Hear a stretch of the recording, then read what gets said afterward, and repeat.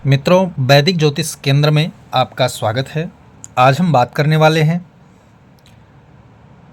ग्रहण जो होता है वो चाहे अंतरिक्ष में लगने वाला ग्रहण हो, गोचर ग्रहण हो या फिर जन्म कुंडली में बैठे हुए ग्रहण दोष की बात हो। ग्रहण दोष क्या होता है, कैसे लगता है? ग्रहण दोष से जो सूतक उत्पन्न होता है वो क्या है, उस पर विचार करेंगे। और ग्रहण जब लगता है तो वो ग्रहण दोष राशियों पर क्या प्रभाव रखता है, उस पर डिटेल से चर्चा करेंगे। तो मित्रों, आज का वीडियो महत्वपूर्ण रहने वाला है। आपने ग्रहण दोष के बारे में तो सुना होगा। चंद्र ग्रहण होता है और सूर्य ग्रहण, दो प्रकार के ग्रहण होता है। तो इस प्रकार से ग्रहण दोष का हमारे जीवन पे क्या प्रभाव है और उसके क्या एहतियात हमें बरतना चाहिए, उन सब विषयों पर चर्चा आज हम डिटेल से करने वाले हैं।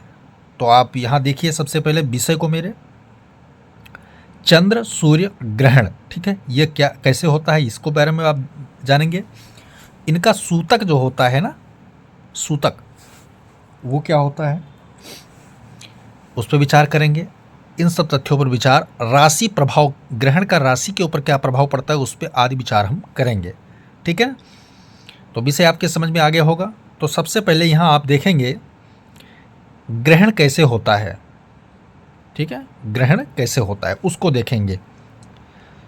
सूर्य के नक्षत्र से ग्रहण को जब हम देख रहे हैं तो सूर्य के नक्षत्र से, यानी सूर्य जिस दिन जिस नक्षत्र पे बैठा हो, सूर्य के नक्षत्र से चंद्रमा 15वें नक्षत्र पर होने से, ध्यान से मैं आ गया, जिस नक्षत्र पे सूर्य बैठा हो उस नक्षत्र से गिनने पर यदि चंद्रमा 15वें नंबर नक्षत्र पे आ रहा हो, ठीक है, या चंद्रमा केतु एक ही राशि पर विराजमान होने से ग्रहण योग काल दोष लागू होता है। यानी ये ग्रहण होता,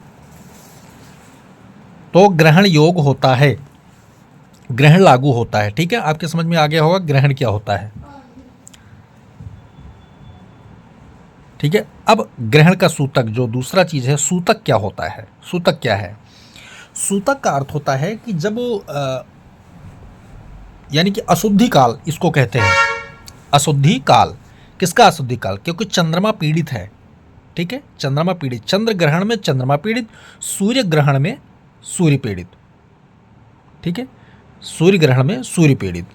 तो यहाँ चंद्रमा केतु एक ही राशि पर तो चंद्र ग्रहण, और सूर्य राहु एक ही केतु मतलब राशि पर, सूर्य और राहु, तो क्या हुआ? सूर्य ग्रहण, ठीक है। चंद्रमा के नक्षत्र से सूर्य, यहाँ आप दोनों तरीके से अप्लाई करके इसको देख सकते हैं। तो सूर्य और चंद्र ग्रहण आपको आ गया। पहले क्या अप्लाई करना है? सूर्य के नक्षत्र से चंद्रमा 15वें नक्षत्र या केतु चंद्रमा एक ही राशि पर, ये तो हो गया चंद्र ग्रहण का।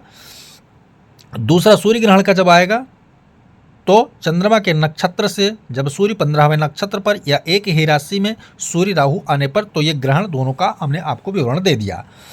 अब इसमें ग्रहण का सूतक यानी अशुद्धि काल क्या होता है? जब सूर्य इसमें पीड़ित होता है और चंद्रमा इसमें पीड़ित होता है, एक तरीके से इसका वजूद खतरे में आ जाता है, इसका वजूद खतरे में, तो इसके प्रभाव में सकारात्मकता जो रहती है वो नष्ट हो जाती है, वो नष्ट होने के योग पर रहती है, वो नष्ट होना चालू हो जाती है। तो संक्रमण कालीन इसको कहा गया है कि राहु के द्वारा सूर्य को संक्रमण, केतु के द्वारा चंद्रमा को संक्रमण होता है। तो इसमें क्या है? अशुद्धि व्याप्त हो जाती है, इसलिए इसको अशुद्धि की स्थिति को ही हम क्या कहते हैं? सूतक। तो क्या इसमें वर्जित, बहुत सारे कर्म वर्जित होते हैं मानव जीवन को लेकर, या मृत्यु लोक पर रहने वाले जिन लोगों को इसका महत्व पता है उनको, चूंकि पशुओं को पता नहीं है इसका महत्व, तो इसलिए उनके ऊपर कोई लागू नियम नहीं होता। तो क्या सूर्य ग्रहण आरंभ से 4 प्रहर पूर्व, सूर्य ग्रहण आरंभ से 4 प्रहर पूर्व यानी कि 8 घंटा पहले, और चंद्रमा ग्रहण से 3 प्रहर पूर्व यानी कि 6.5 घंटे पहले सूतक लगता है, जिसमें अब मैं आरंभ काल की बात कर रहा हूँ, यहाँ ध्यान से सुनना है। जैसे मान लिया 4 बजे ग्रहण आरंभ, तो उससे सूर्य ग्रहण है तो उससे 8 घंटा पहले, और चंद्र ग्रहण है तो उससे 6.5 घंटा पहले, ठीक है। जिसमें बालक, वृद्ध, रोगी, गर्भिणी यानी जिन्हें गर्भ धारण कर रखा हो, धार्मिक लोगों को भोजन, लड़ना, सोना, दौड़ना, तोड़ना जैसी बातें नहीं करनी चाहिए, क्योंकि ये सब क्या है, अब आप किसी से लड़ाई करोगे तो संक्रमणकालीन स्थितियां जो कि तो बनाती कि आपका लड़का जो पैदा होगा या आपके आने वाले समय में जो होगा लड़ाई खतरा ज़्यादा होगा, ये सारी स्थितियां, तो इनका ध्यान रखना है ताकि संक्रमणकालीन की स्थितियां उसके ऊपर व्याप्त न हो जाए, आपके स्वभाव के ऊपर न व्याप्त हो जाए, बच्चे के स्वभाव के ऊपर व्याप्त न हो जाए, ठीक है, शरीर के ऊपर व्याप्त ना हो जाए किसी तरीके से। ऐसा ये मानना है कि संक्रमणकालीन की स्थिति में गर्भिणी स्त्री अगर ऐसा कुछ करती है तो उसके बच्चे पर वो प्रभाव पड़ता है, ठीक है। विकलांग एक स्थिति ऐसी मानी जाती है। समझ गए होंगे। अब आगे चलते हैं। सूतक पातक देखना विचार, यानी सूतक का जो पातक है वो कितने दिनों का कैसे होता है और किस जगह पर किस तरह नहीं होता है उसको देखना है हमें, ठीक है। अशुद्धि काल पातक यानी कि दोष देखना। यज्ञ में 21 दिन, यदि यज्ञ हो तो 21 दिन पूर्व 21 दिन बाद में भी सूतक नहीं लगता। विवाह में 10 दिन पूर्व 10 दिन बाद में सूतक नहीं लगता। श्राद्ध में पकवान बन जाने तक, श्राद्ध में जब तक पकवान न तैयार हो जाए तब तक सूतक का योग नहीं होता, ठीक है, या बाद में पहले कोई दोष नहीं होता। परंतु गंगाजल ग्रंथ ईश्वर उपासना का आश्रय आवश्यक होता है। यदि आपको भ्रम हो या शंका हो किसी प्रकार की हमें सूतक दोष लग चुका है या लगने के आसार है, तो आपको क्या है, गंगाजल, कोई धार्मिक ग्रंथ, ईश्वर उपासना पद्धति यानी भजन कीर्तन, कथा श्रवण चिंतन, ये जो है इस काल में करते रहने से, आश्रय लेने का मतलब इनके शरण में जाने से, करते रहने से सूतक दोष होता है वो नहीं लगता है जातक को, ठीक है। सूतक का जो दोष होता है वो नहीं लगता, अशुद्धि काल का दोष होता है वो नहीं लगता है।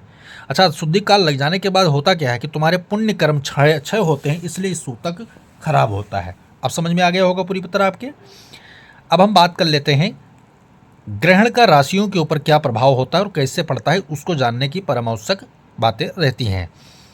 तो यहाँ देखो, ग्रहण का राशि प्रभाव, जिस राशि पर सूर्य हो, यानी सूर्य ग्रहण मान लिया चल रहा है, तो जिस राशि पर सूर्य हो या चंद्रमा हो, जो भी ग्रहण हो, ठीक है, उसको लेना आप गिनना है, हो उस राशि से अपनी राशि गिने। अगर 3, 8, 4, 11 हो तो श्रेष्ठ है, वह राशि श्रेष्ठ फल देने वाली काम करेगी, ठीक है।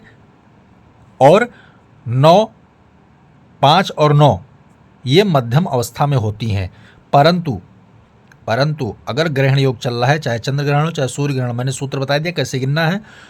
12वें नंबर पर, 7वें, 10वें, 1, 2 और 6 इन नंबरों पर अगर तुम्हारी राशि आ रही है तो अधम यानी मतलब खराब फल, हानिकारक योग तुम्हें मिलने वाला है डेफिनेटली।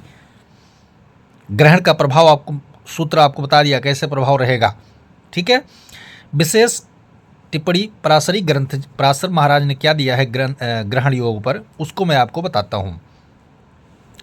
ग्रहण लगने, शुक्र गुरु अस्त होने में, चाहे कोई ग्रहण लग रहा हो, ठीक है, या शुक्र गुरु अस्त होने में एक जैसा नियम होता है, इसलिए ग्रहण व अस्त के, ग्रहण समाप्ति व उदय के होने के 3 दिवस पूर्व 3 दिवस बाद तक का समय सूतक पातक लगता है, ये ध्यान रखना।